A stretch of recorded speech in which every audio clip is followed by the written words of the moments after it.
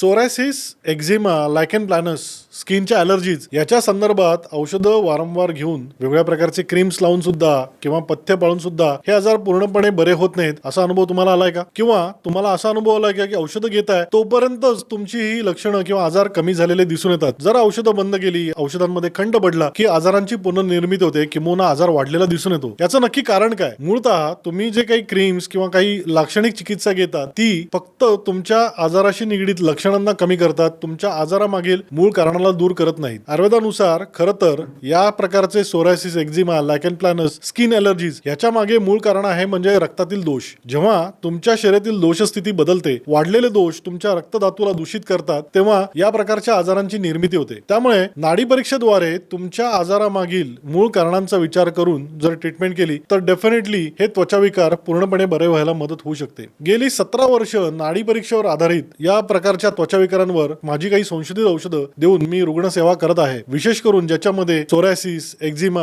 लायकेन प्लॅनस, शीतपित्त म्हणजे skin allergies यांसारख्या तक्रारींवर संशोधित औषधं आम्ही पुरवत आहोत. येत्या 13 मार्चला सातारा येथील आमच्या क्लिनिकमध्ये माझी व्हिजिट असणार आहे. तर आपल्याला देखील काही त्वचाविकाराशी संबंधित लक्षण उत्पन्न होत असतील तर त्याच्या मागील मूळ कारण समजून घेण्यासाठी आणि नाडी परीक्षा करून घेण्यासाठी खाली दिलेल्या डिस्क्रिप्शन मधील नंबरवर संपर्क साधून आजच अपॉइंटमेंट घ्या आणि आपल्या आजारामागील मूळ कारण समजून घ्या.